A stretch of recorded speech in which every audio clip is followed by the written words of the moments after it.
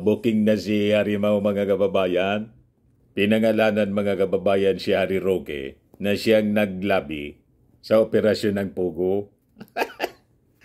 Sabi na, mga kababayan, binuking po sa hearing ng Pogo kanina.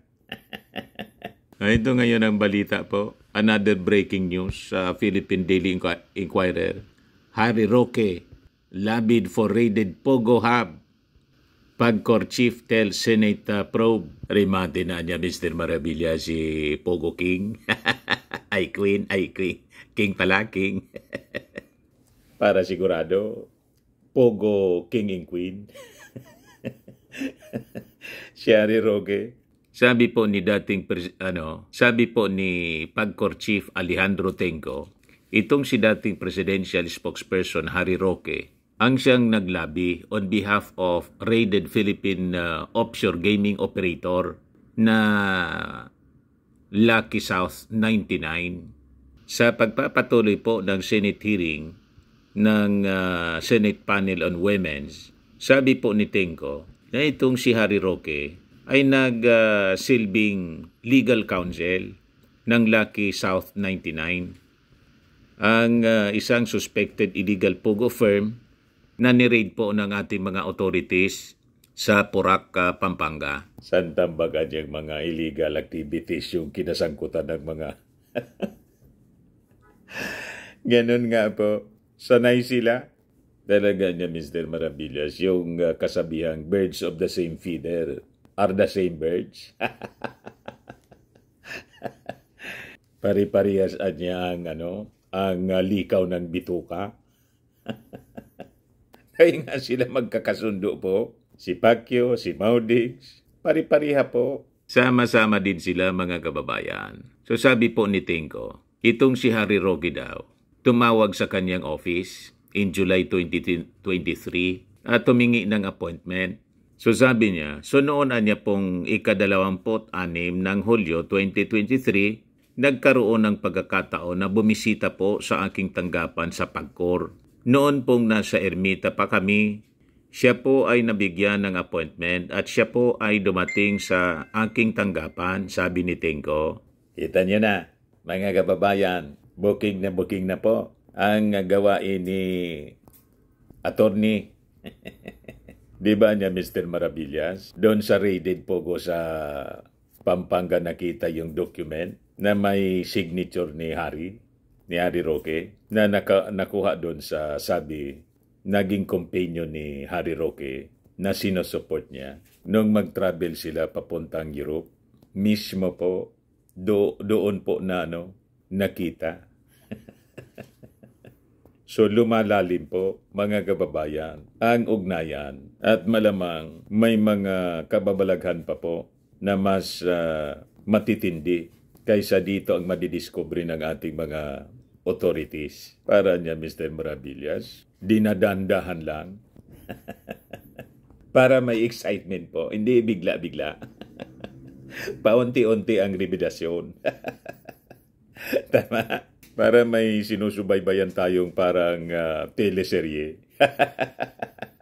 So sabi dyan po, Tenco said, Roque was with Cassandra Lee Ong of Lucky South 99, adding that they were seeking to settle the license in unpaid arrears of the firm. Ngayon, prior to this revelation po, dinisclose na po ng Pagcor na sabi may dating high-ranking official, cabinet official, ang naglalabi talaga for the granting of licenses to illegal Pogos which have been recently raided. O ngayon, pinasabog na po, pinangalanan na ngayon, mga kababayan ni Tenco, nginoso si Harry Roque po. Si Harry Roque niya yon.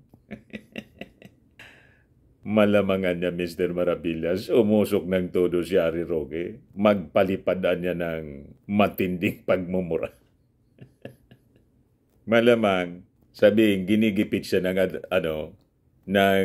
Marcos administration.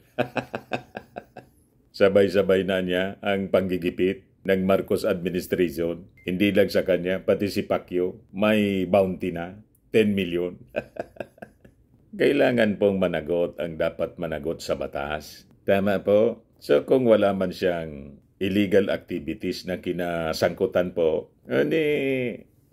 linisin niya yung kanyang pangalan. Di ba? Ganun lang naman. Just like the challenge ng ating Pangulong Bongbong Marcos at saka ni DILG Secretary Benhur Abalos kay Pacquiao na sumurrender para linisin yung kanyang pangalan, harapin yung mga kaso. O ngayon, dito po sa Pogo, nagsasagawa po ng investigation yung ating mga authorities kasi nga po, illegal yung kanilang operation at hindi lang sangkot pa sa kung ano-anong mga illegal activities, human trafficking, and other crimes. So, matindi po ang perwisyo na dinulot sa atin. Alangan man hindi a-action yung ating gobyerno.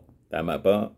Pero sabi po ni Tingko, hindi man niya nag-insist si Roque, did not pressure PAGCOR para mabigyan ng license yung Lucky South 99. Siya din lang po ay nakikiusap na kung maaari lang ay matulungan si Cassandra Ong. So hindi pa po siya nagpa-follow up noon, sabi ni Tingko. Uulitin ko rin po, hindi po naman niya ako pinipressure. Kumbaga, bilang abogado siguro, bilang kliyente niya, nagpa-facilitate lang siya at nakikiusap lang siya. Alam na this. Ngayon, sabi dito sa balita po, later into the hearing, Attorney Jessa Fernandez of PAGCOR said, Roque reached out to her office 6 times. One of these instances includes Roque asking which documents niya are still needed for the Pogo Hub to be granted a license. 6 lang po, ma'am. Bali, 3 nasagot, 2 hindi nasagot.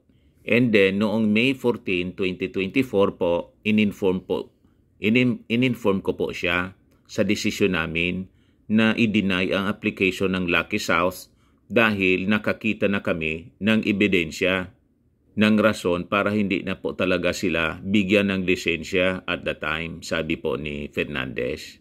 Marami niya, Mr. Maravillas, na ipapaliwanag siya, no? Si dating presidential spokesman Harry Roque. Subaybayan natin po ang mga madramang investigasyon sa Senado. Kasi po, sabay-sabay nang umaalingasaw ang baho. Sabi ng mga reactions ng mga netizens. And yet, my funny DDS friends and relatives will downplay this news and find a way to twist this to fit their narrative. Sabi ni Don David Almine, China people. Matinding perwisyo po ang dinulot ng mga Chinese. Mga operators nito po, Chinese. Sabi ni Gigi Terdi, yari karaoke. Sabi ni Andre Masaheri, now it makes sense. Bakit nahanap mga dokumentong nakalagay pangalan niya sa mga pogo na ito? Nakalkal po yung document na may pirma niya, no? Ni Harry Roque. Sabi ni Ismael Tabita Sipagan, karma is coming, lagwot ka. Imbis lagot, lagwot. Sabi ni Danny Sonyo, diyan kumukuha ng budget yan, pang boys. Sabi ni Jex Kadunigo, now showing ang pogo at ang pugi. Sabi ni James Kita, magagalit mga DDS niyan. Sabi ni Charlie Kabodok, ang tanong, kanino naman kaya maglalabi o magpapaalam sa desisyon niya na yon? Alangan namang siya lang at wala nang mga matataas pa sa kanya. Nagtatanong lang po. So exciting po ang mga hearings ngayon ng Senado. Una dito po sa kaso ni Alice Goo at ngayon po, related pa rin po itong issue sa Pogo para ma-unmask kung sino po ang mga sangkot sa paglaganap po nito mga illegal Pogo operations dito po sa ating bansa. Ayan man lang po ang ating short video ngayon. Ako po si Dante Maravillas. Bye-bye.